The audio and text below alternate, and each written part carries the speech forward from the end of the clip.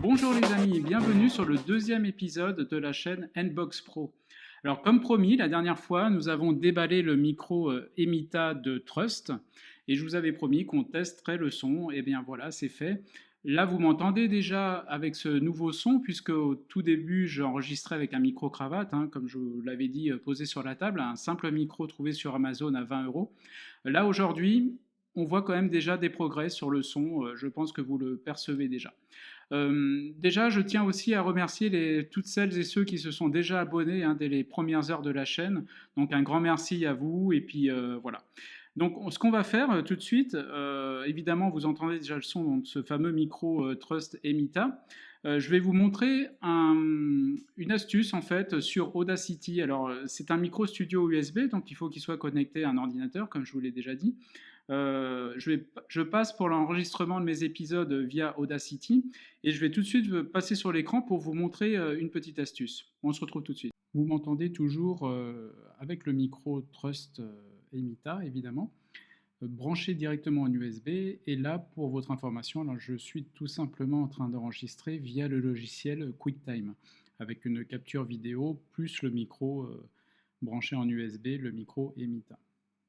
Alors ce que je voulais vous montrer désormais, c'est le logiciel Audacity. Alors Audacity, pourquoi? Parce que ça nous permettra vraiment de valider certains réglages du micro, de voir un petit peu ce qu'on peut faire en éliminant le bruit, en accentuant certaines fréquences.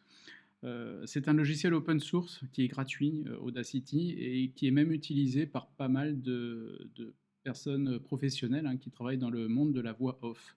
Voilà, j'en connais quelques-uns et ils utilisent ce logiciel qui, malgré le fait qu'il soit gratuit, est un très bon logiciel et qui permet vraiment de travailler le son en profondeur. Je vais vous montrer tout ça. Alors, vous voyez là, je suis sur le site audacityteam.org et vous pouvez le télécharger pour PC, Mac ou Linux. Allons-y. Donc moi, je travaille sous Mac, donc je vais télécharger la version Mac tout simplement. Alors je vais accélérer la procédure évidemment, je ne vais pas tout vous montrer en détail et on se retrouve tout de suite. Voilà les amis, donc je viens de lancer Audacity. Alors on va vérifier évidemment la version. Hop. À propos d'Audacity, voilà, on est sur la dernière version à ce jour, en tout cas c'est Audacity 2.4.2. Voilà. Donc j'enregistre toujours actuellement le son évidemment avec QuickTime. Faut savoir que là, je ne suis pas du tout avec le son qui va sortir d'Audacity. C'est un son qui n'est pas retravaillé. C'est vraiment le son pris directement par le micro avec aucun réglage de sortie. Alors évidemment, j'ai un petit peu harmonisé le son dans Final Cut pour le montage de cet épisode. Mais voilà, rien de plus de ce qui peut être fait classiquement pour un montage. Maintenant, voilà, quand vous sélectionnez le micro dans Audacity, il est d'office sur le micro intégré. Pensez bien à sélectionner le micro Trust. Voilà, je les sélectionne ici. Un canal d'enregistrement, on va enregistrer en mono. Sortie intégrée, on laisse comme ça. Pensez bien, donc du coup, au niveau de la sortie, surtout, ça c'est le son, c'est la vitesse de lecture, donc ça on ne modifie pas. Pensez, voilà, le son, la sortie, volume d'enregistrement, volume de lecture. Alors, volume d'enregistrement, en général, on ne pousse pas à fond l'enregistrement. On est à 0,8, 0,85. On laisse dans cette zone-là. Vous voyez, je suis en haut, dans la partie supérieure. Je bouge la souris, voilà, je suis là. Et ça, c'est le volume de lecture. Donc, volume de lecture, pour l'instant, je ne le lis pas, donc il n'y a pas de souci. Donc je fais un enregistrement, allons-y. Alors je ne sais pas si ça va marcher parce que j'enregistre en même temps avec le micro sur QuickTime, donc je tente en tout cas, j'appuie. Donc autoriser le micro, oui. Donc là voilà, c'est un enregistrement classique que je fais sous Audacity. Je vous montre clairement le son de ma voix sur l'onde qui s'affiche sur l'écran progressivement. Vous voyez que si je accentue ma voix, l'onde est un peu plus haute. Voilà, voilà pour cet essai. Je stoppe. Hop. Donc pour l'instant, voilà, j'ai enregistré ma voix avec le micro. Voilà, je vais vous faire maintenant écouter le son directement. Donc là, voilà, c'est un enregistrement classique que je fais sous Audacity. Je vous montre clairement le son de ma voix sur l'onde qui s'affiche sur l'écran progressivement. Vous voyez que si je accentue ma voix, l'onde est un peu plus haute. Voilà, voilà pour cet essai. Je stoppe. Donc là, ce qu'on va faire, je vais utiliser un effet d'Audacity pour supprimer le bruit de fond. Alors ça vous arrivera hein, de vouloir supprimer le bruit de fond. Alors vous voyez ce qui est important là, en début d'enregistrement, j'ai laissé un blanc. Ce blanc va me servir de profil en fait pour tout simplement supprimer le bruit. Donc je clique tout simplement sur, je reste appuyé, hop, je lâche avant de parler, voilà, non, voilà. Et ensuite, je vais dans menu Effets. Dans le menu Effets, vous allez trouver Réduction du bruit. Et là, j'indique que ce que j'ai pris, c'est le profil du bruit, tout simplement. Voilà.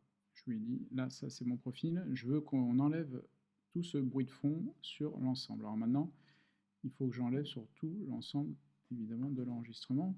Donc là, je sélectionne l'intégralité de l'enregistrement. Voilà. Et je retourne dans Effets.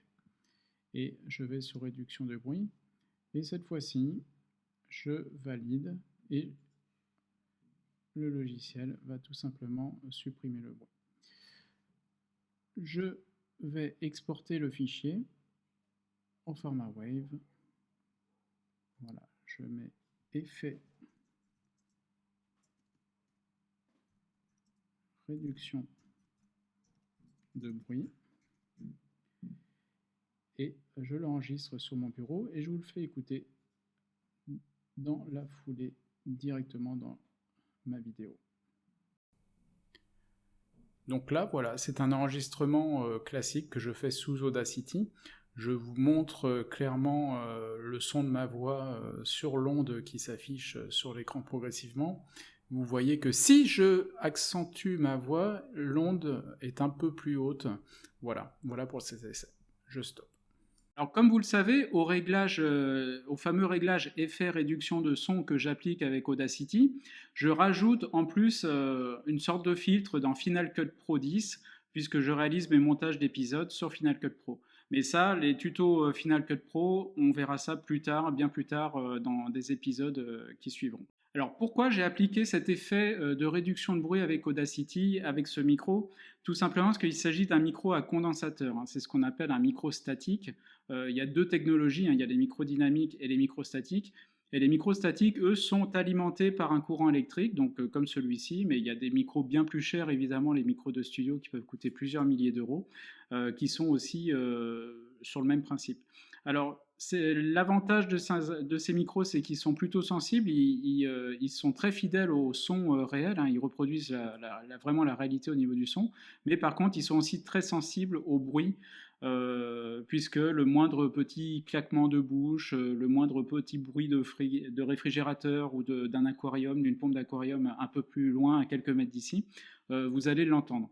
Alors c'est pour ça que j'applique ce fameux effet réduction de bruit sur tous mes enregistrements. Nous verrons dans les épisodes suivants, je me suis commandé ce qu'on appelle un bouclier de sonorisation que je vais rajouter à l'arrière de mon micro. Pour une quarantaine d'euros, vous en trouvez sur Amazon hein, notamment. Donc je vous le présenterai la prochaine fois, évidemment, à l'occasion du prochain épisode. L'avantage de ce bouclier, ça va en fait empêcher les échos dus à la sonorisation de la pièce. Ici, je suis dans un salon, hein, il y a beaucoup de verre, il y a des baies vitrées, voilà, il y a pas mal de choses, et ça entraîne une résonance, ce qu'on ne trouve pas dans les studios professionnels qui sont tous capitonnés du sol au plafond, avec des matériaux vraiment conçus pour ça, et qui coûtent plusieurs milliers d'euros. Donc quand vous enregistrez votre chaîne YouTube, vous n'avez pas forcément les moyens d'insonoriser une pièce entière à la façon d'un studio professionnel. Donc on va voir ce que donne ce bouclier anti-bruit, enfin ce bouclier d'insonorisation, on va dire, autour du micro la prochaine fois. En tout cas, je vous remercie vraiment d'avoir suivi cet épisode. On a vu que la qualité du son était quand même nettement améliorée. C'est un bon micro finalement, ce Emita Studio GXT252. Donc je le recommande vivement pour faire ses premiers pas sur sa chaîne YouTube. Voilà, en tout cas, merci beaucoup. Je vous dis à très bientôt. Abonnez-vous bien sûr à la chaîne. Et merci encore pour votre fidélité. À très bientôt. Au revoir les amis.